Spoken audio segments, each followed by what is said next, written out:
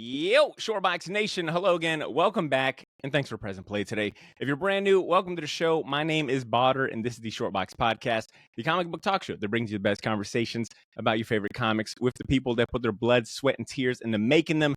This is episode 477, and today I'm joined by David Steinberger and Chip Mosher, Comixology pioneers and the co-founders of DSTLRY. David is the co-founder and former CEO of Comixology, and Chip is a comic book industry veteran with experience in publishing, marketing, and editorial, and he also helped launch the creator-owned Comixology original line in 2018. Together in 2023, though, David and Chip co-founded DSTLRY, the Eisner-winning boutique publisher and groundbreaking digital marketplace. And now in 2025, they're introducing the next evolution in digital comics and manga with Neon Ichiban, which is just a fun word to say, Neon Ichiban. It's a vibrant new digital comics platform designed to serve readers, collectors, creators, and publishers alike. The platform offers single issues and collected editions of comics and manga on the same day as their print availability. Participating publishers include Dark Horse Comics, DC, DSTLRY, Kodansha, Marvel Comics, Oni Press, and Vault Comics so far. David and Chip claim to know what's been missing or what's been lost in today's digital platforms and what needs to come next. And that's why they're here on the show today. We'll talk about how things are going with DSTLRY and what comic fans like us can expect from Neon Ichiban.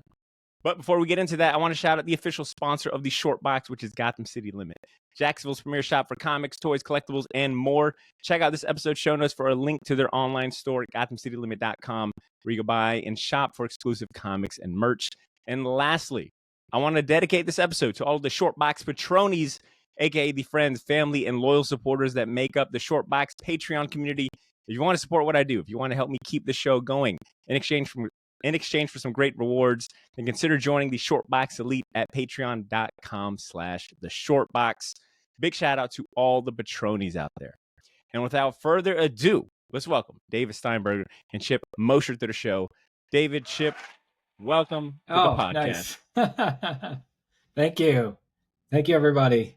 What up? All right, first and foremost, hey, thank you both so much for being here and sharing your time with me. I know for a fact you guys are both very busy people, so thank you for coming on. You bet. Glad to be Never here. too busy for you. Oh, that means a lot, Chip. Thank you. You say that to all the comic podcast hosts. I know you. That's true. That's true. All right, I think it's safe to say I have read probably over 100,000 words about the both of you between DSTLRY and Neon Ichiban. I've read articles from Publisher Weekly, Comics Beat, big shout outs to Heidi McDonald, Popverse, New York Times, all of these great publications, trying to get caught up and do my research about you guys. But one thing I noticed that's lacking in a lot of those interviews, with full respect, is that I didn't really get to know you as comic fanboys from those. So I want to play.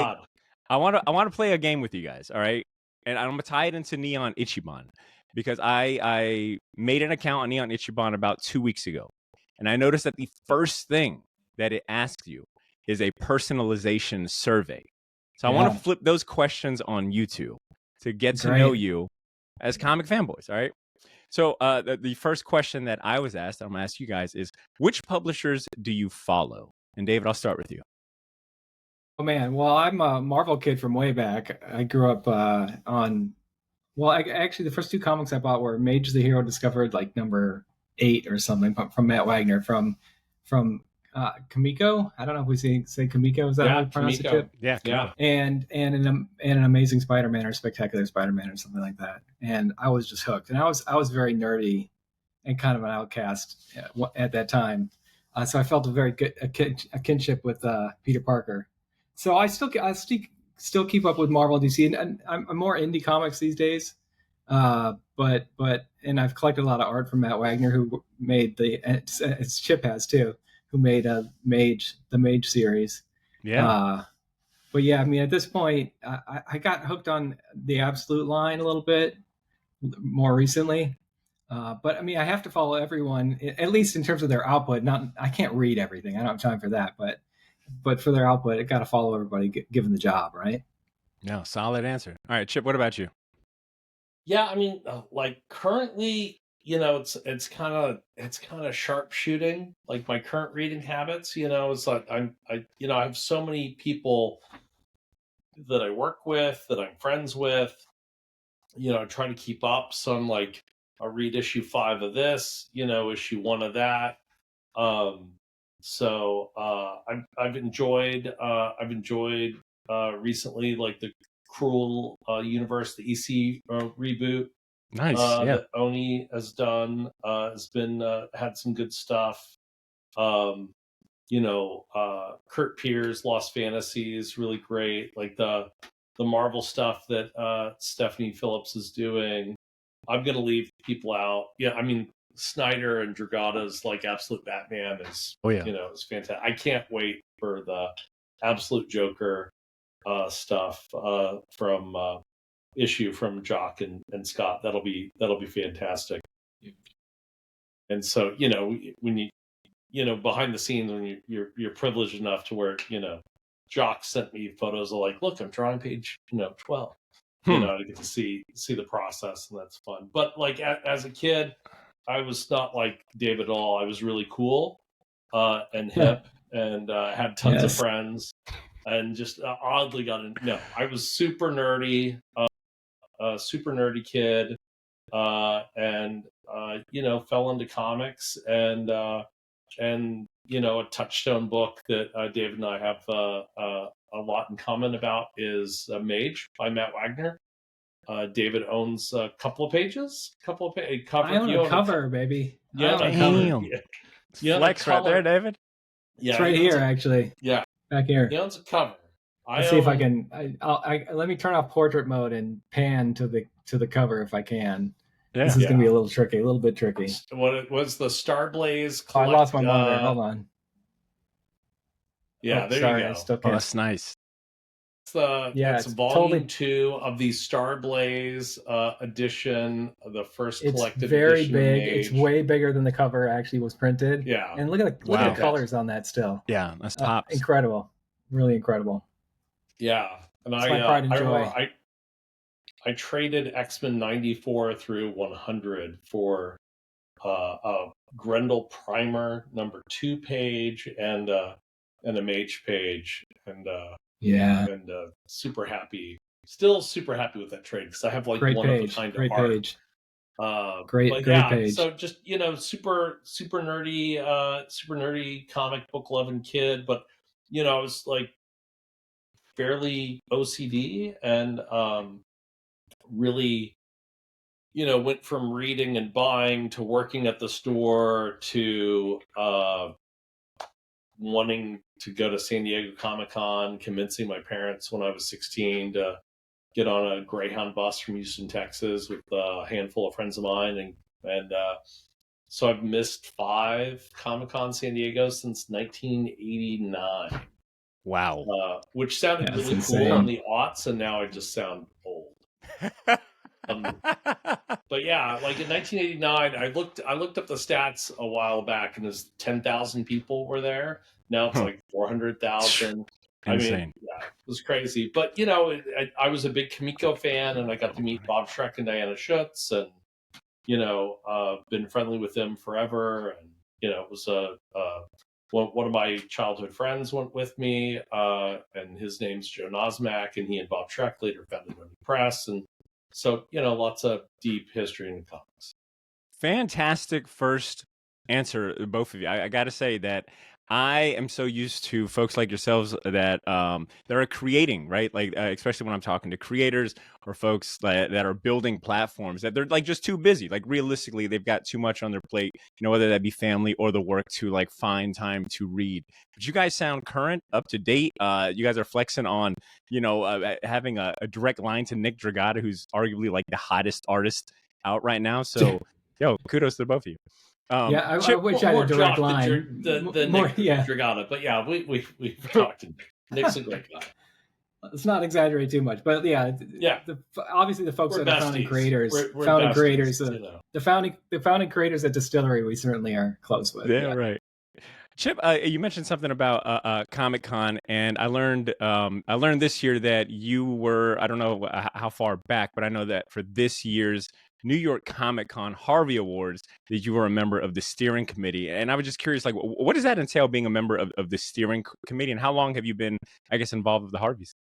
I got involved in the Harveys 2018. Did some work with Dennis Kitchen when I was at Boom Studios, and we became friendly. And Dennis had been Harvey Kurtzman's art agent, and then after Harvey died, he was representing the family, and the Kurtzman family, really wanted the awards to come back to New York City, where Harvey worked. And so once they set up the awards at New York Comic Con, they wanted some people in the industry to just make sure that things were going the way it needed to be. And so me and my pal John Lind were recruited for the steering committee. John's longtime book designer, editor, and has done some fantastic work. His latest thing he did the John Romita. He did the John Romita senior art book for Marvel that Dark Horse published. Yeah. It's amazing. But yeah, so we just make sure that when you're doing awards, like there's some things that crop up and issues, and you really want awards to be representative of the industry, and be, in my viewpoint and in John's, and Nellie Kurtzman, who's also on the steering committee, who's Harvey's daughter, to guide people's reading choices. And so we, the first thing we did when it went to New York is we changed the awards. So, it used to be very similar to the Eisners with like best letter, best artist, and we changed it to book of the year, manga of the year. So it was really about the end product, and it's the only award ceremony the only awards in comics that's really about the whole the expression of of comics. It's the collaborative art form, and so I think that's pretty cool. And then we just we take a back seat. Camilla DePersia, Alex Ray, and Chris DeLando at Reed Pop do most of the heavy lifting, and we're in the background just going, yeah, that's right, that's good. We have nothing to do with the voting. We keep a wall between us, because Nellie's at Macmillan, I'm at Distillery, and before that it was at Comixology Originals, and John Lind has publishing stuff, so we try to keep a wall there. So but it's it's nice to be a part of it, and be something that helps promote the industry. For sure. It was my first year attending not only just the Harveys, but any comic award show. And I got to say, I had such a fun time at this year's Harvey. Okay, I've never been to a comic book after party with an open bar. Okay, Yeah. I was in heaven. And then my friends, Brad and Lisa Gullickson of the Comic Book Couples Counseling, were hosting the event. I mean, I was in nirvana. I had a great time. So big shout outs to you and the entire team for throwing such a great event. Yeah, they did a fantastic job hosting. So totally agree. David, I want to go to you because me and you were speaking about Comixology a little bit before I hit record. Founded 18 years ago in 2007. You're here in 2025 launching a brand new digital comics platform. And I want to just, opening question here about before we get fully into Neon Ichiban. But in your opinion, on a scale of 1 to 10, when you think back, 18 years, 18 years ago, on a scale of 1 to 10, 10 being drastically different and almost unrecognizable, how much has digital comics in the ecosystem that is digital comics like changed since then? Like, have we really come 18 years far? Has the technology advanced in your opinion? It's a really good question. Yeah, I think so, right? Because we predate Webtoon. Comixology predates Webtoon. And so I think that's a phenomenon you can't ignore. You've got a public company that's worth $2 billion based on worldwide comics and manga. You've got Amazon as a major player, although less so than they were a few years ago. So, and then you have Neon Ichiban, which we think is differentiating itself in multiple ways. So has it gone far enough? Probably not. There are a bunch of things that we want to do at Comixology that still haven't been done, even at this point with Neon Ichiban, but hopefully will be. So I'm excited about that. But yeah, I think at this point you could say there have been, with Neon Ichiban, the second. This is like you call it the second or third generation of digital if you put Comixology at the beginning. Although there were a couple of little things before that, but nothing that has lasted, other than Marvel Unlimited, which actually predates Comixology by a year or two. Wait, Marvel Unlimited came out before Comixology? Yeah, they had their own platform. Wow. Web only. I don't know if it was every comic at that point. I don't remember exactly the form of it. But yeah, they had their own thing. And then of course we did the retail side of Marvel and DC at Comixology in fact they still did it until just a couple of years ago. Chip, I was telling David before you joined us that in my freshman year of college, I think this was like 2009 or 10, I wrote maybe the paper that I'm still most proud of as a 36-year-old, and it was about the future of digital comics. And at the time, it was Marvel had the AR technology, which blew my 18-year-old, 19-year-old mind. So in my opinion, it is crazy to see how far, just how far digital comics and technology in comics has come. I still think there's room for obviously innovation and like some disruption. I think we really need like a good, shaking up the industry. So I am excited to hear and learn more about Neon Ichiban. And I guess my very easy opening question is Neon Ichiban. I said it's a very fun word to say. I've been saying it like nonstop for the past week. Neon Ichiban. How did you guys land on the name Neon Ichiban? Like, what does it mean? I mean, I wish we could, we did a hell of a lot more work on DSTLRY than we did on Neon Ichiban. Okay, so a couple of things. You're not supposed to admit that, David. We really thought about it deeply. Well, I mean, it isn't without a bunch of writing and experimentation with some stuff, but it was a lot faster, I guess, in DSTLRY. Maybe it was.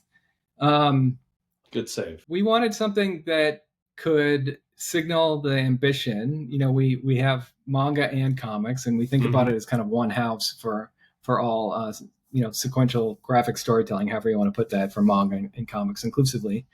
We think there's a real opportunity for this model to work worldwide. And Japan, of course, is the biggest market for that. We played around with. I like the idea of kind of throwback techno, like almost future tech, retro future tech, and neon somehow fits that nicely because you think about I had this image of like the open markets in Japan where they're in Tokyo, where they're like these kind of narrow alleyways where people are walking across the street, lots of neon signs and that type of thing. And so I thought neon was really fun to play with. We played around with Ichiba, which means market, and Ichiban, which means one or the top best. And we and honestly, Neon Ichiban with the N on the end felt better to say. And I love that you said that because we got asked the same question by over at the Beat.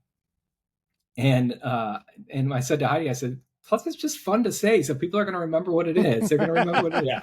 So hearing you're the first person to say that back to me. Yeah. It's the first person to say that back to me. So I was like, yes. Inside my heart got a little bigger and felt better about life in the world. Glad to help out, David. Yeah, I mean that the behind the veil at Comixology / Amazon. David's well known as the CEO of Comixology, co-founder.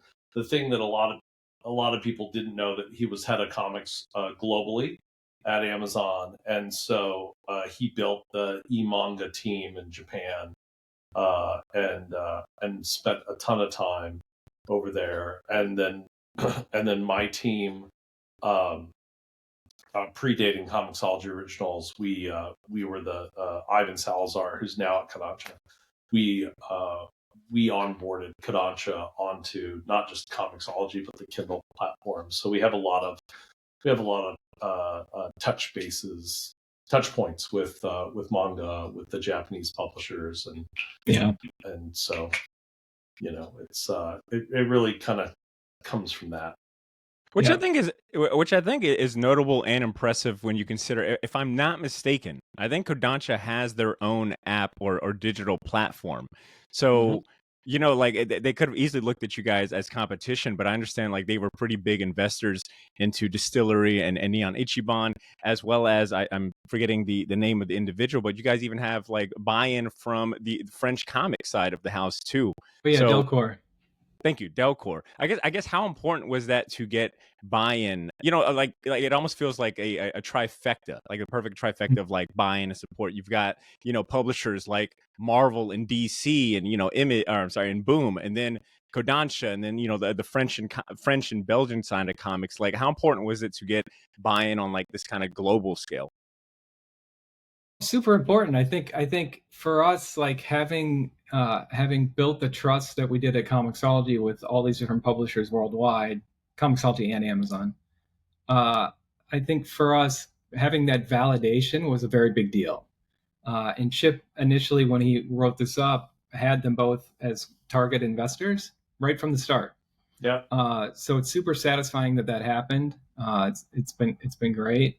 I think Kodansha in particular has been a, I want to say faithful sounds like a weird personalization of it all, but like they've been faithful investors and partners, and want to do more with us. And so being able to go same day as print for manga right out of the gate, and somebody in a company as big as Kodansha USA was really great for the brand. And so I'd call it very important.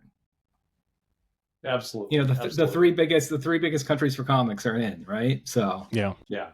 Yeah. that's It definitely, Alvin Liu who's president of Kodansha USA, has been fantastic to work with, and was someone that we did a lot of business with at Comixology Originals. We underwrote the completion of Drops of God, the translation of Drops of God, which is now an Apple Plus TV show, and a bunch of other different manga that that we brought over and made free with your Prime subscription. That was a lot of fun, and then having them as partners has, we get a lot of good feedback and advice from them. And then Delcor is our publishing on the distillery side, publishes our collected editions in French over there, and they do a fantastic job. they do. Nice. So I mentioned in the intro, and really I kind of lifted some copy off the Neon Ichiban website, but there is a line that says that Neon Ichiban will fulfill the promise of being the next evolution in digital comics and manga. And I wanted to hear from both of you, like, if you could expand on that, like, what is Neon Ichiban doing different from some of these other apps that we've already spoken about, from your Comixologies, your Marvel Unlimited, or even like the Viz Media and all of that? Like, how is Neon Ichiban? How have you guys carved a unique space for Neon Ichiban among what maybe feels like a crowded marketplace, but not really when you really take a look at it? Yeah, I pulled that down to the three things that we put up on every single page for the comic or item that you're buying. The first is that, and all this is publisher opt-in, and we've gotten some good publisher opt-in. So the first is that the items that you buy, can be resellable, and so we have a marketplace, and we edition number everything that you buy, and for publishers that want to participate, we have variant covers as well. So Marvel, for instance, is a publisher that's variant covers. And in the first 7 days of availability after the same day as print, you can buy any of those variant covers for the regular cover price. After that, only the cover A, or the main cover, what I think Marvel calls it cover one, but main covers, continues to be available, and a sketch cover if there's a sketch cover. Everything else that's it. If they sold 100 of those in the first week, it's edition number 1 through 100 in order of purchase, and then those people who own those can resell them if they want. They don't have to, right? You can behave like it's a Kindle and it's just a license to read, or you can resell that. And we're seeing some really interesting behavior in there. People selling it. There's some stupid prices on there, like edition ones for $500. And then Sure. there's like $1 comics because somebody wants to turn it over and get a little money in their account so they can spend money on the next comic. I think that's great. I think there's going to be a really interesting low cost option for a lot of people to try out new comics. The second is what we call remarkable. And a remark traditionally in comics and books is you take your book to somebody at a signing, and they, for comics, a lot of times the artist will actually draw something in there, a little what they call a remark or a signature. And then you have this really great one-of-one collectible, in essence, a book that you have that you can treasure or resell if you really want to. And so we built that into DSTLRY first, and it's part of Neon Ichiban as well, in that as an owner, you can go to a convention, bring up a QR code for that edition of the book you own, hand it to an artist, they can scan it on their iPad and sign or sketch on it. And we'll also have commissionable remarks there. Or creators can own editions themselves and remark their own edition. So as we verify creators and their identity, you can get a verified signature where somebody put Apple Pencil to screen, if you want to say, pen to paper, and have been verified through us through a process. And they can get comp editions from their publisher, or they can buy their own and do a sketch on a sketch cover and sell that in the marketplace. So it's a new revenue source for creators. And that's a really important thing given our history with DSTLRY, in that we have creators that are equity holders in the company. They're building equity by being a part of our initial group. And then finally, we've got what we call downloadable, but may have to change that name. So downloadable downloadable means that you can grab a PDF file from us as a local backup. Why I say we may need to change the name is because if you have the app, you'll always be able to download and read offline, no matter if it's downloadable or not. This is really about you taking possession of a PDF. If you're one of those people that I want my MP3s, I don't want to have subscription service. I want an MP3. I don't want a license that's stuck in Kindle. I want something to be able to download and read in my own PDF reader. Well, we offer that too. And so that can be DRM free or it can be DRM'd, so to speak. I was just about to ask if it's the same concept as DRM free, because you're speaking to someone that is absolutely what you just said, someone that is I want to own my, MP3 or my comic that, I'm buying online. So that's good to hear. Yeah. And so when you get to any item in the whole catalog for Neon Ichiban, it'll have 3 check marks, and it'll say, this is resellable or not, this is remarkable or not, this is downloadable or not, and what kind of download it is. DSTLRY, for instance, is going to be DRM free PDF. So, which I got to give you kudos on that. I do like the transparency and just how clear it is. Hey, this is downloadable. Like you said, hey, these are what you're capable of doing with this. So, I think I mentioned know earlier. Know what you're buying. Exactly. Yeah. So I mentioned earlier, I started an account about a week ago or 2 weeks ago, and I've already bought a couple of comics. I bought a couple of issues, the latest issues of Mr. Terrific Year 1, because my guy Al Letson is writing it. Big shout out to, he's a fellow Jacksonville guy. Big shout out to Al. Nice. And then I bought a manga series, Ashita no Joe, Fighting for Tomorrow, which is a series I've always wanted to read. I've heard that it's, held in high regard, and the fact that you guys have it on here, it's why not? Let me try a little bit of both worlds. Now, I did want to test something out with the resellable market. I ended up posting I think Mr. Terrific, one of the issues of Mr. Terrific on the marketplace for $2. Yeah. And now, and this is me being fully transparent and hopefully an opportunity to learn. I am someone that you would call a digital hoarder. I have so many external hard drives around this house. I just recently built my own NAS because I have so much local files. And I guess I'm still trying to wrap my head around the concept of my digital comic holding value to anyone else but myself. How would you explain it to, someone like me, or maybe even a layman, that these ones and zeros have value, that there is a potential marketplace for it. I guess the word that I see online, some of the critique I see around this concept is the idea of a digital scarcity. Is digital scarcity really a thing when it comes to digital comics, if you could just produce these things infinitely? What do you have to say? Yeah. You want to tackle this, Chip, or you want me to tackle it? I'm happy to. I I can tackle it one way, and you can tackle it another. So Let's do the it.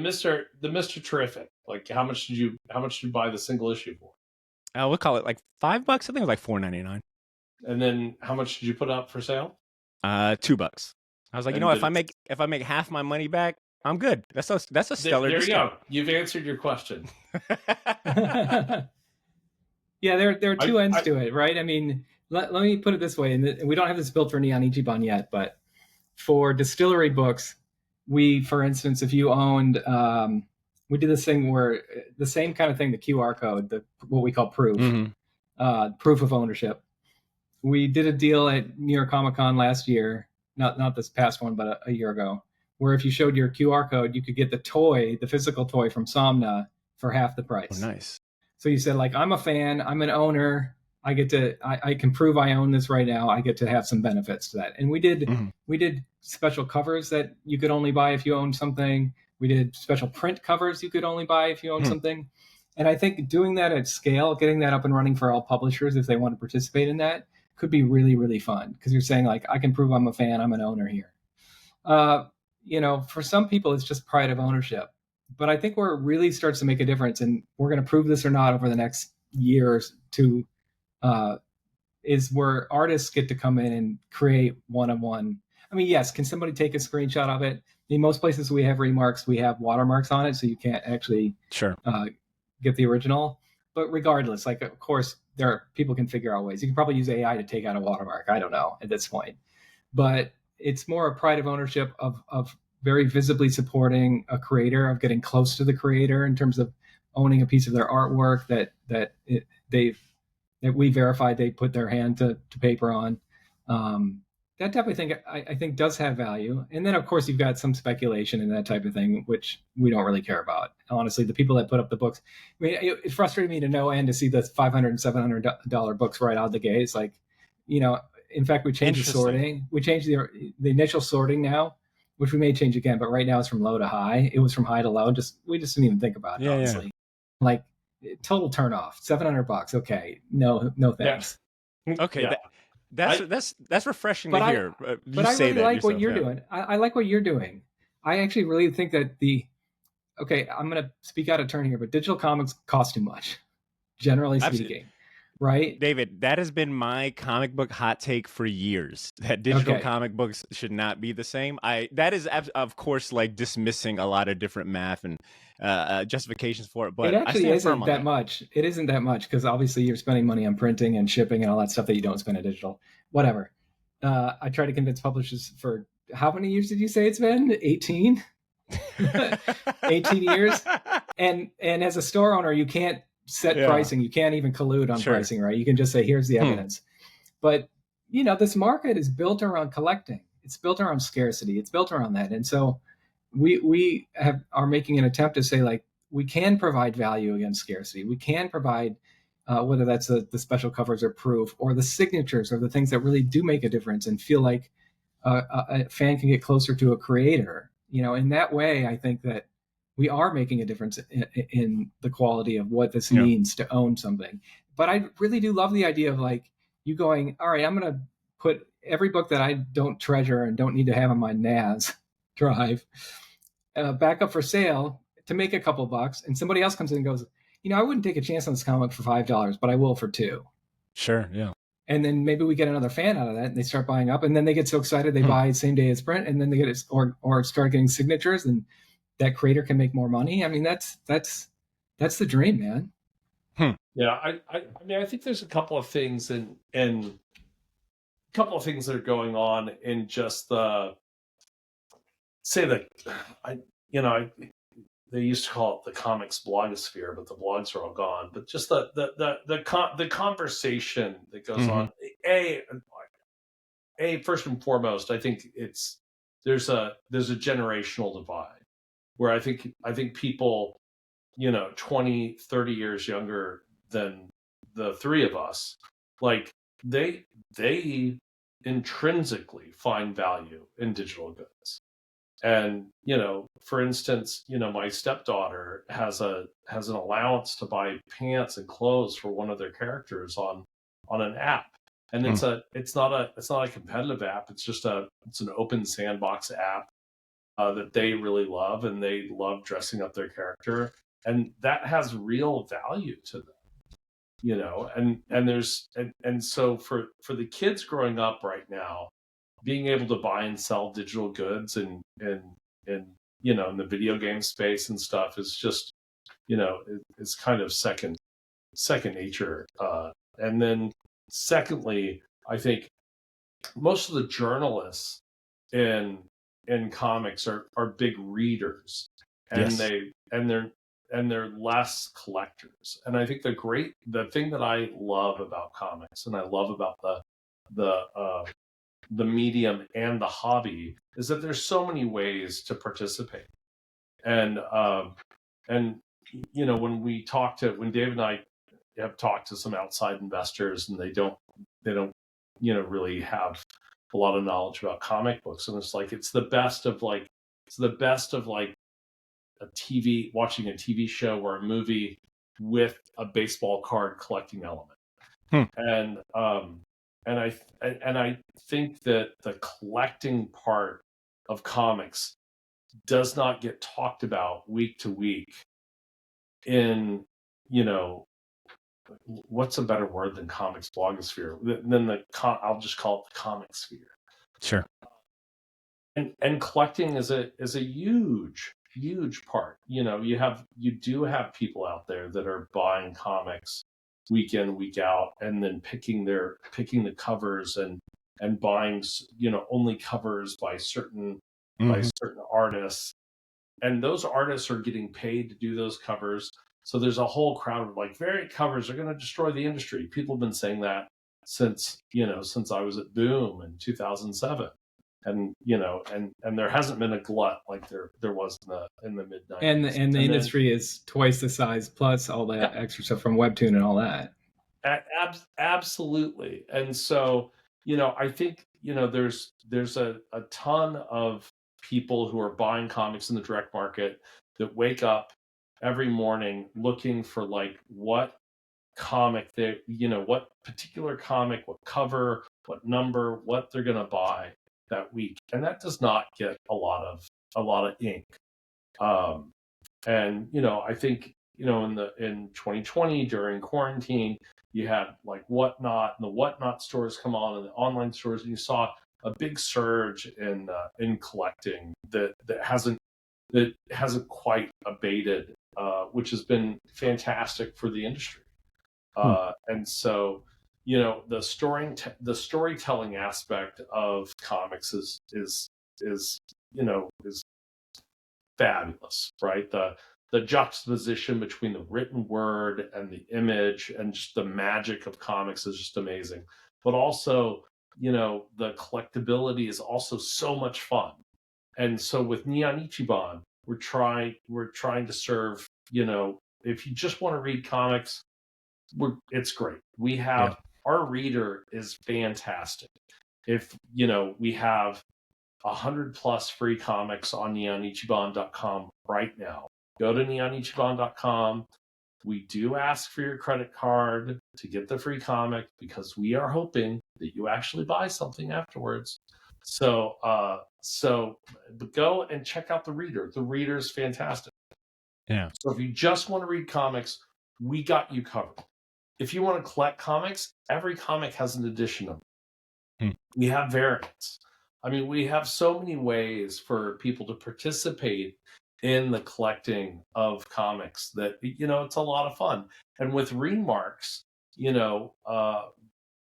there's provenance. So Becky Cloonan, for instance, when we were basically prototyping Neon Ichiban on DSTLRY.co, Becky Cloonan would sketch on a Somna #1 and sell it and write a little note and go, here's a little piece of art I did on the cover of the first issue from the co-creator. And that note, is attached to that comic forever. And so the person that bought that has the provenance. They bought a digital comic signed and sketched by Becky Cloonan. On this date. On this date. And so, so we're doing we're doing a lot of crazy stuff all at once. And because the comic book, the hobby, for lack of a better term, has a lot of crazy elements to it all at once too. If you're a reader, you can just read. If you're a collector, you can collect. There's different ways to do stuff. You can collect CGC slab books. You can collect ungraded books. There's all different sorts of people out there participating in our crazy industry, and it's fantastic. And Neon Ichiban is really a celebration of all of that. That is well said. I think you can't talk about comic book culture without talking about those two sides of the same coin. Being a reader, the art form, but also the commerce and collectability side. I think some folks just feel very strongly on either or of the spectrum, and they can usually be the loudest ones. But I do really respect what you guys have built, both with DSTLRY and Neon Ichiban. It seems that at the core, especially of DSTLRY, I was reading your Comics Beat article when you guys announced DSTLRY, and you guys were very adamant about like, hey, we are trying to give creators a better deal than historically, like many of them have had. Like we're giving them a revenue share and paying them accordingly. And even like the digital the resale side, they get a cut of that. It sounds like for life, it seems, which I think is kind of mind blowing. I do respect the innovation that you guys are bringing, where you're trying to bring the fun of the physical collecting aspect, the resale, the trading, the limited things into the digital space. Like, let's be real, it hasn't been done, and I think some folks are still trying to wrap their mind around that. I think the uphill battle that you guys have, in my humble opinion, is that it almost I think it reminds people too much of NFTs. And NFTs that just are kind of icky, if we're being real. Like the wrong people were pushing NFTs, especially like during COVID. And I think so many people got tired of it and just got a weird vibe. I can see how folks might look at this and compare a lot of it to NFTs. But I know that you guys have also been adamant that, hey, this is not NFTs. None of this is fungible. Like, yes, we track, the provenance of these sales and things like that, but it's not NFTs. And I think that's just where you guys are at, is like that education, like constantly having to educate, potential, users that, the difference between what you guys are doing and what NFTs are. But so far, someone like me, I'm always down to try new things out. And I think either Chip or David, you both have said it, but it's not like I have to participate in the resale. Like if I just strictly want to use it as a reader, it's great so far. I've been having a great time. Is the app available really quick? I forgot to ask. Is the Neon Ichiban Not app yet. available It yet? should be in. Okay. It's actually like mere hours away from being turned into Apple for beta, for public beta. And so we will be slipping that link around a little bit. But it shouldn't be in beta very long. It's actually really in solid shape. We're making some changes to our login right now. The magic link is just a pain in the butt, and just about to say that might be my least. So favorite.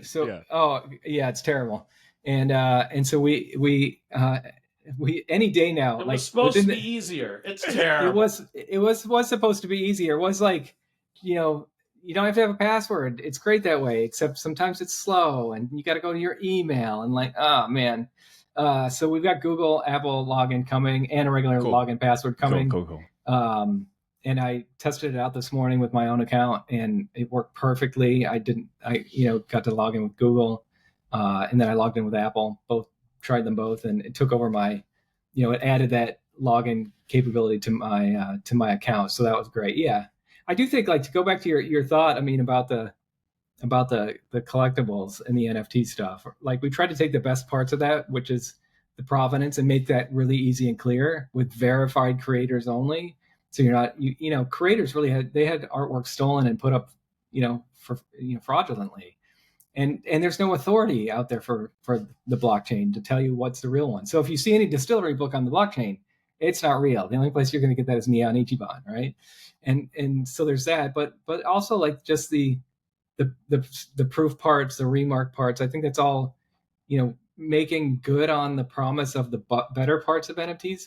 But yeah, I think that's our challenge really is going to be like, dude, chill out. You can just buy and read a comic. It's fine. And by the way, like, it's turning out that people are putting on comics for less than cover price into the marketplace, so you can get them even cheaper. Like, it's okay. You don't have to do this. And if you feel a little weird about it, you feel like the rug is going to be pulled or something, like, go ahead and download it. They'll take it out of the marketplace. You can't post something for sale once you've downloaded that file, but that's yours. Like that's why we have this kind of suite of possibilities. But yeah, getting people past that, like, oh, this feels like an NFT, and so I can't do it. It's like, no, you can own it and read it and enjoy it. Let me be clear. We have nothing to do with NFTs. We are not on the blockchain.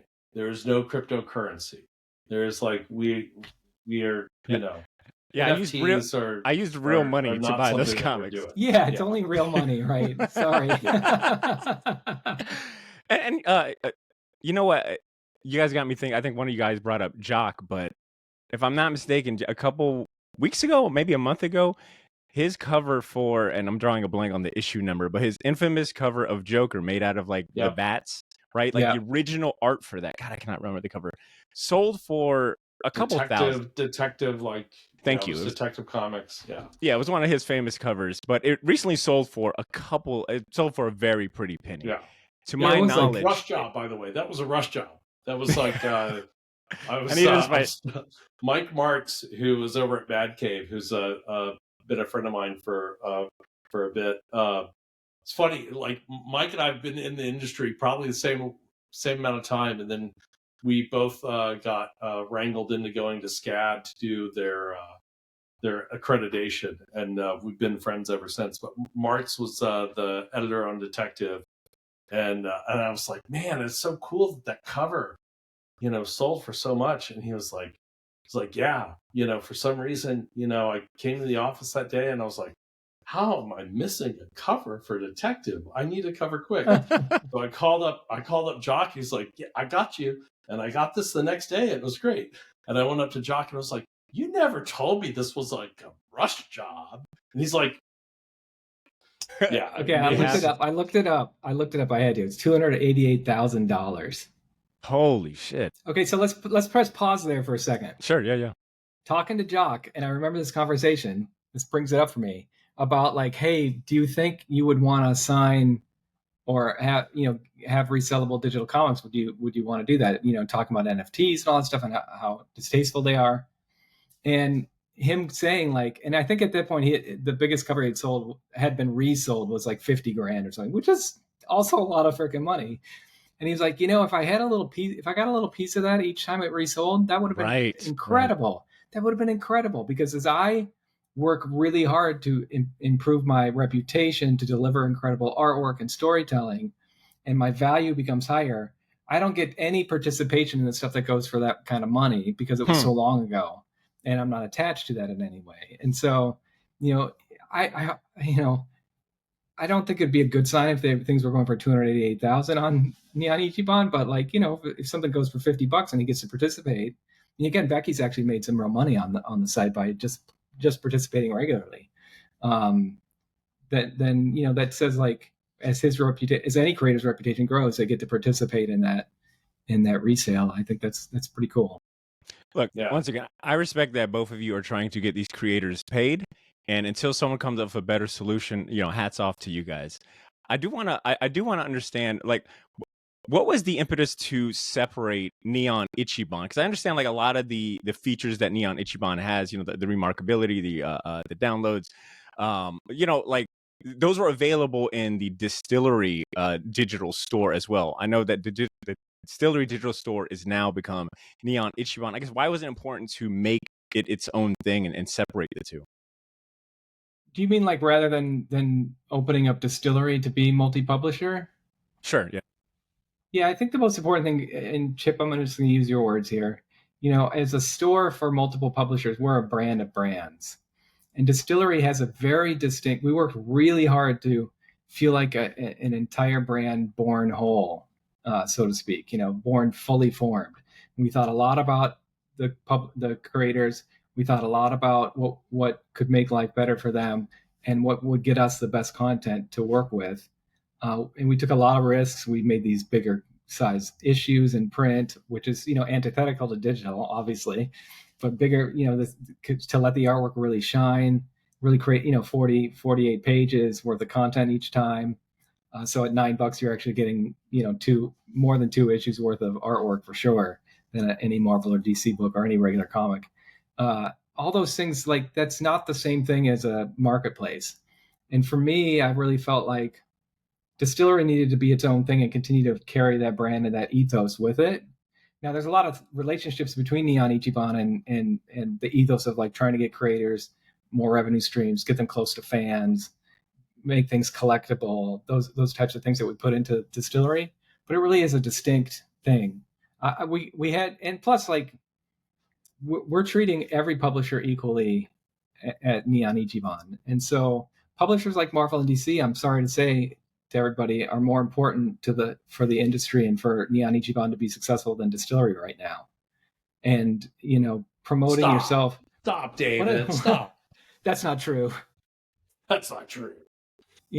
I hope for our creators and stuff, they feel like we've done all right, but and the content is great. It's award winning, Chip. So don't worry about that. Talk that shit, David. Award winning. But publishers don't want to feel like we're just going to constantly put Distillery in front. Now we're using it for free issues every week. We have a different free #1 issue from Distillery. Right now, I think it's next week. I think it's Somna next week. Yeah, Spectrograph right now. Yeah. It'll be Somna. It'll be Somna when this podcast airs. Hell yeah. So Somna #1, later edition number, but completely free. Don't have to do anything in the marketplace. You can just read it, just enjoy it. You can resell it if you want. And see if you want, makes money off of free comic. Maybe. David, I'm glad that you mentioned trying to be fair and just being quite honest about like the need for Marvel and DC to like how important they are to the industry, because that's actually a note I wrote down. I took a couple of notes as I was like making my account on Neon Ichiban and kind of going through, and that's one of the notes I had that I have it here. Doesn't feel blatantly like a Distillery commercial. I had to scroll all the way down to the free comics to see my first mention of Distillery. So, well, that's a problem. I got to fix that. I'm just kidding. I'm just kidding. Like, we put all the publishers in alphabetical order. You probably didn't notice that. Yeah, every time we talk about them, it's alphabetical order. Yeah. Part of that is that, when you're Marvel or DC, you're #1. And so us choosing #1 against #2 is not easy. But yeah, I mean, they are, but I also hope you see, like, in the new comics, carousels and that type of thing, a good diversity in the first 10 issues. But yeah, we try to, maybe we're overdoing it right now compared to the importance that Distillery has in the industry, but that's self-serve. We got to kind of underdo it rather than overdo it, honestly. Sure. And Chip will tell you that I have this thing ever since I was a kid. I have a thing about fairness. Many tears as a preteen about people not being fair in ball games and stuff like that. And feeling, very struck by fairness. So I may overdo that too, but better that than the other thing. Well, on the topic of absolutely. Well, on the topic of Distillery, and because Chip has this background, if you're watching the video, that I cannot stop like staring at the background, Chip. In the 2 years that Distillery has been active, you guys got a Murder's Row of founders and creators on the roster. You got an Eisner Award for Best New Series for Somna. Big shout outs to Becky Cloonan and Tula Latay. I want to hear, Chip, what are you most proud of when it comes to Distillery? And what can fans expect next from Distillery in the coming years? Like, it sounds like you guys are putting, obviously, a lot of focus, attention, manpower behind Neon Ichiban. But, I mean, like, it's safe to probably assume that you guys are not going to let Distillery fall by the wayside. Like, what can fans expect coming forward? I'm really proud of what David mentioned before, establishing the brand, fairly immediately.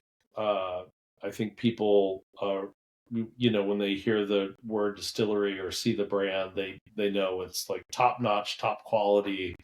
The diversity of titles we have, I think is pretty astounding. From Somna, which is like an erotic romantasy, period piece, to Life, which is a flip book, with by Brian Azzarello and Stephanie Phillips with Daniel Zedge art, to Ryan Stegman and Jason Howard doing Missionary to Miracle. I mean, just the Western Blood Brothers Mother, which is, we got Eduardo Riso got a Eisner for best painter for for that book. So, we looked and we're pretty damn proud of this. In the history of the Eisners, there's never been a first-year publisher that has won Best New Series. It has won anything for themselves by themselves. Yeah. Wow. Some of the creators won for multiple books, multiple publishers, but never by itself. Yeah. Yeah. Wow. Yeah. So that and was, the quality of the print, the oversize, all of it. Like there's a very distinct brand, and also I think you got the creators you attracted, Chip, and I got to give kudos to Chip. He did all the hard work. Really points to like a trust and honestly, like them earning equity in that has been a huge part of our relationship to them. Obviously, Diamond went bankrupt in January, and so it's been a really weird year for us for publishing because we were caught up in that, and so we put out less books by far this year. And the creators have been lifesavers, frankly, and it means a lot. Yeah, and all the creators that have equity in Distillery, are participating, and Neon Ichiban is part of Distillery Inc., so they're equity holders in that too. So we get their feedback on Neon Ichiban, and it's been fantastic. It's been a real pleasure to do both. Fantastic. David, I understand that before the launch of Neon Ichiban, you were pretty much close to like looking to do other work, going to different fields and industries before Chip, roped you into the whole Neon Ichiban thing. Right. And I was curious to hear, and Chip, I want to hear from you too. Like, if you weren't working in comics, what other business or industry would you be passionate about? Okay, sure.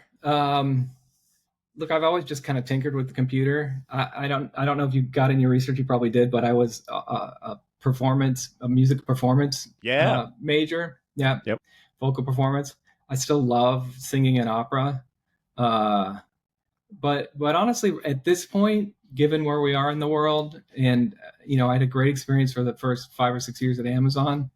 Like I would go back to just inventing smaller things, probably. Some software that I really like for my own life that might work for other people as well. Start a little more modestly on something like that, but before I did start a new business for Amazon for a couple of months. That was a lot of hard work in terms of just it's a different profile than when we first got bought by Amazon. It's just companies get big and there's a lot more approvals to do stuff, and it felt like it was going to take a long time to do the thing that I wanted to do. I feel very fortunate that Chip had this initial idea for Distillery, and we got to get together and play with the digital side a little bit and do what we've done. So yeah, it's been industry-wise, cool. Like if I could make money doing opera, being any part of opera or theater or performance in any way, which is it got to be almost as hard as doing comics, creating comics and being successful, money-wise, I would do that. Something related to the really theater. Quick follow-up question on that. Whatever names come to mind, who are some of your favorite singers or vocal performers, whether they be in opera or any other genre? Just what comes to mind? Well, look, Luciano Pavarotti was the greatest thing I'd ever heard. And I got to see him multiple times in the 1990s while he was still really singing incredibly well. So he's one of my favorites. There's a guy named Dwayne Croft that people don't know very well that was kind of a regular singer at the Met. That was just, I kind of idolized him. He had the same voice teacher as I had, and he sang kind of between baritone and tenor. And he did a lot of really cool roles that I loved through that. And there are a couple of recordings of him. But honestly, Luciano Pavarotti, I mean, the Metropolitan Opera, which Chip went to with me the other day for Cavalier and Clay, related to comics, by the way. We were all the way in the back, and it's a huge space, right, Chip? I mean, it's a huge space. And Pavarotti could do this thing where he would do this thing. He just sang, but it would feel like he was like 3 feet from you, even up there. It was just something really special about that. So I would always recommend that. All right, Chip, and then same question to you. If you had the ability to work in a different industry, I guess what industry or business would you want to get into? Well, if I could write faster, I'd write comics. I've written 2 comics in 20 years. I'm proud of both of them. But I'm just like the slowest creative person ever. So I have a third comic, that'll be finished at some point. Hell yeah. And Look for it in 2030. Yeah, 2030, 20. I have We're announcing it 2007, now. Yeah. 2008, 2007, 8, 2020 was my 2021 was my next one. Oh, so that'd be improvement. Yeah, it would be an improvement. I'm a big genealogy nut. I've helped like 2 people like find family members. Get the hell out of here. Wow. Yeah. And that would be fun. I really enjoy teaching people about financial literacy and stuff, and I've helped a bunch of people with their 401ks and IRAs and Roths and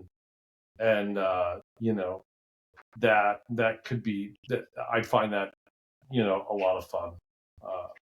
So all right, quick side story. We're in Montana planning distillery. We were there for 10 days at my uncle's place. He was not there, so it was just 2 of us. Yeah. We actually drove up to a spot outside Missoula to see an unmarked grave of your great-grandfather? Great-great-grandfather. Unmarked grave. He'd been murdered.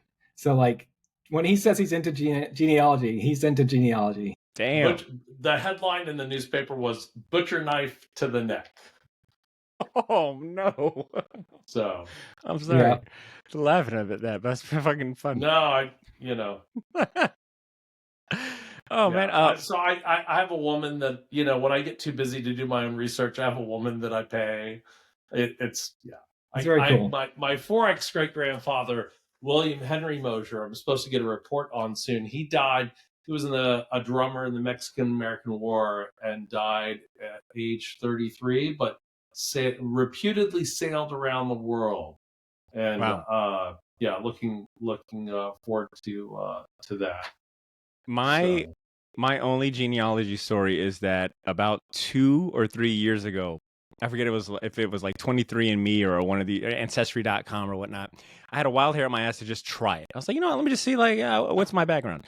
And I managed to convince my dad, who is one of the biggest, I will never give the government any of my info or, he's got everything in the house covered up in case they're listening.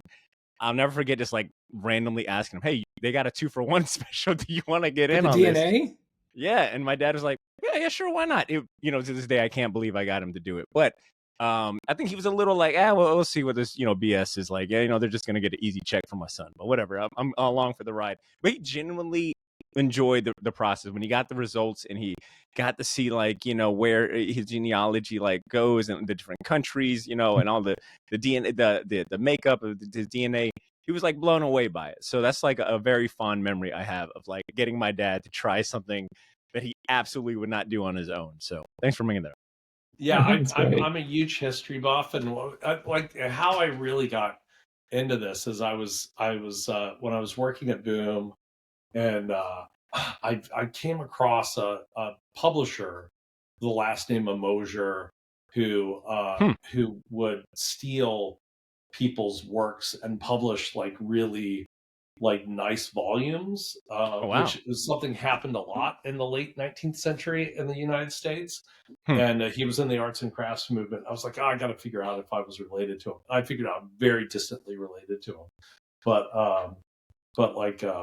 who's the guy who's the Path Not Taken? Who's the Robert Frost? Frost begged this guy to publish his first book, because he was he loved how the vellum and how he printed stuff, and the guy was like, yeah, I don't like poetry.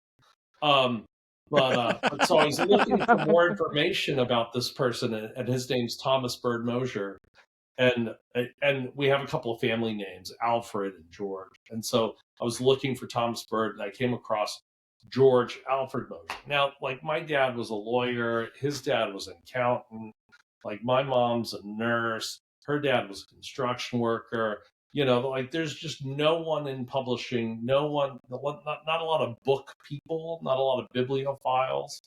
And so I'm looking at all these documents, and I find a reference to George Alfred Mosher, a bookseller in Syracuse, New York. And I was like, well, my grandfather's like sister was Georgia, and like his dad was Alfred, like and so that was my 2X great grandfather.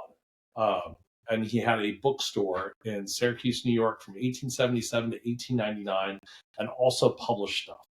And so Wow. I was like, oh. And so then I found a picture of the bookstore, and I have a couple of the things that That's he awesome. published that I found on eBay. So yeah, I That get a little nuts. That's awesome, man. I can't wait for this to be told in comic book form in 2030. Looking forward to that, Chip. Yes. Okay, I have two more questions, one for each of you. David, I'm gonna go to you, and I won't lie, I was a little hesitant if I was even going to ask this, but both of you have been fantastic sports, very open book, and I've expressed that I have loved watching the journey of digital and technology in comic books for years now. And when you brought up how you brought up earlier about like the different kind of phases that digital comics have gone through. It got me thinking about some of like the bigger tent poles in the industry. And one of in my mind immediately kind of goes to, since we're talking about Comixology, is when Comixology got bought up from got bought by Amazon. And if you've answered this 100 times, you let me know. If you don't even want to answer, you let me know. But I am curious here. Do you ever regret the sale of Comixology to Amazon? Like knowing what you know now, knowing all the heartbreak and the heartache of that sale, and how Comixology is unfortunately not around anymore. We've got like Kindle. But I guess I'm curious to hear, like, what are your thoughts in retrospect? Like, do you feel like it was the right call in order to like elevate digital comics to a mainstream? If I had, if it was fair to go back in time with all that I know, I don't think we would have had to be in a situation to sell to Amazon. That's how I'm going to answer that. So, do I wish Comixology continued to be in great shape to do the features that we had laid out and all that stuff? Yeah, for sure. And I feel badly for folks that kind of got stuck in with that, I guess. Otherwise, I wouldn't be doing this. I wouldn't think there was an opportunity here. Sure. But generally speaking, I don't kind of look back and judge myself that way. I knew what I knew, and we did what we did, and we really we sold a lot of comics and manga in print and in digital for Amazon. We made a lot of new fans. Hell yeah. And a ton of new comic fans. Yeah. And the idea that we had at Comixology was, there's a comic or manga for everybody, and that everybody on the planet should be reading a comic or manga or both. And Amazon really felt like the right place for that because they were reaching so many people. Sure. And for a long time, it was the perfect place. I'd love for this journey to end with us being more like a webtoon, I guess. Go from a startup to a larger company in the space to its own company in the public space, so that it just continues to be like focused on comics and manga. That would be a great outcome. Everybody wants me to promise I'll never do anything and never sell anything and all that kind of stuff. And I just, in the spirit of, that's one of the reasons we tell you up front what you're buying, if it's resellable, downloadable, or remarkable. We tell you that stuff up front because you should make those choices. And if I have to choose between millions and millions of owned comics not being readable because we go out of business, or selling to somebody else to keep it going and to keep your comics available, I probably will choose the latter, just to be honest. I appreciate I'd rather that. you continue to have access. Yeah, if I could chime in, I find it very interesting from a perception point of view that when people talk about Comixology being bought by Amazon, they really are talking about the merge with Kindle in 2022. Yep. And they're not really referring to when Comixology was actually bought by Amazon, which was 2014. And that was really life-changing, I know, for David and myself. We had a fantastic run doing Comixology at Amazon from 2014 to probably about 2020, was when it was starting to get a little less awesome. And A little clearer that we did not own the company. We did not. We did not run things. We had not actually owned it. But things that we were able to accomplish in that time was, we debuted Comixology Unlimited. We did Comixology Originals. I mean, I'm David and I talk about this all the time. I'm really proud, the deals that we did at Comixology Originals, paying the creators right. We really took that into Distillery. I mean, there's still comics coming out from that program that are contracts that David and I signed, which is fun to watch.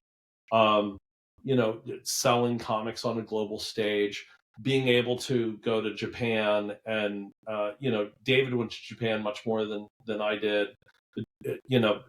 David really impacted the e-manga business over there in a fairly dramatic fashion that not a lot of people will ever appreciate. I was able to go to Comic-Cat, which is 600,000 attended comic book convention there with the doujinshi. We were able to Thought Bubble, which when we started participating was still run by Tua Lotte. We were able to underwrite in a big way, and which allowed them to do a lot of community outreach. We underwrote SPX for many years. We were one of the first sponsors of the Columbus Crossroads Columbus CXC. I'm really proud of the investments that we made in the comics community. Now, a lot of people thought it's like, oh, Jeff Bezos is trying to take over these. It was just really like a couple of guys in the office, i.e., David and I, going, okay, we have some extra budget this year. Let's do this, this, and this. This will be good to do and good for comics. Good to get the brand out. Obviously, it wasn't all, altruistic. Altruistic, but I'm really I'm exceptionally proud of the run that we had there, and that was nice to be reminded of, Chip. Thanks. Yeah, actually, and I mean, we during COVID, we sped up payments to publishers and kept which I don't think we've ever talked about publicly. And kept some. We moved a lot of folks from quarterly to monthly payments, so they could. Yeah, and so there are a lot of things that we did that that I'm really, really proud of. And I really appreciate. Okay, I'm sorry. Yeah, and so it's just it's good. It's sad. It's sad how it ended. It was a bummer. It was a bummer to be there when all that was happening, and it was out of our control. But that, the 2014, it was a bummer to not be there when they let go all those people. Yeah. Damn. 2014 to 2020 was seriously great run, and I think you still have like a couple of retailers out there like digital comics destroy print industry, and it's just like, look at like Comixology really hit in 2009, 2010. And, sort of the apex was, for the business as its own entity was in the early 2020s. And you look at the line of the U.S. industry, and it's just hockey pucking. And so you can't say that digital comics didn't have a dramatic impact on bringing new people into the hobby, into the industry, making new lifelong readers, lifelong fans, buying print. And I really of print and digital, and I really we took our mission there seriously, and I believe we fulfilled it for the time that we had control of the business. Well said. You know what they say, the devil's in the details. Thank you guys for sharing that. Some of that stuff I did not know, so thank you truly for sharing that. Most people don't know that stuff. No, we're way past our NDAs. Funny. All right, last question that we'll wrap up. I always save the last question in honor and with the thought of the aspiring creator that's listening. Chip, you can answer this first, but David, I would love for you to chime in as well. Chip, you've held pivotal roles at Oni Press and Boom Studios. You know your way around the indie comic space. I was curious if you could share any words of advice for aspiring creators that are hoping to, elevate their, reach a wider mainstream audience? Like, what are some common mistakes or misinterpretations you see all the time from like the indie creator space? I'm just gonna go with my portfolio review pet peeve. How's Go that? ahead. Yeah. Uh, really bad lettering. I just like I the all the portfolios that I've ever reviewed of new people, new creators, new artists like wanting to break in. They will letter their own stuff, and it'll be like a huge word balloon with like tiny letters in it, and it just like so much negative space, and it draws your eye to that, and you can't look at the sequential storytelling. And I'll open up a portfolio of like, stop lettering your work. I just want to see your art. I just want to see your storytelling. So don't letter your own work. It's an art form. Lettering is an art form. I'm a Agree. huge lettering snob. I will literally stop reading a comic book that's horribly lettered. Amen. I think that might be the So first time that has been shared on the show. That's a damn good piece of advice. yeah, there you go. David, what about you? Any advice for the aspiring comic creators as a publisher yourself? Yeah, like any creative endeavor, it's hard to break in and become a big star.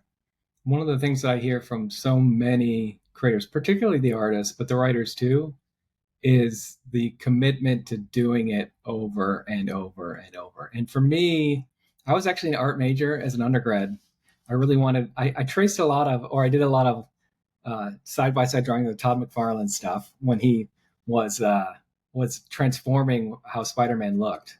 I mean that he set the stage for Spider-Man that still goes today in terms of the webbing and the poses and all that stuff. He really transformed it entirely. And I just found that I didn't have the patience to get good at it.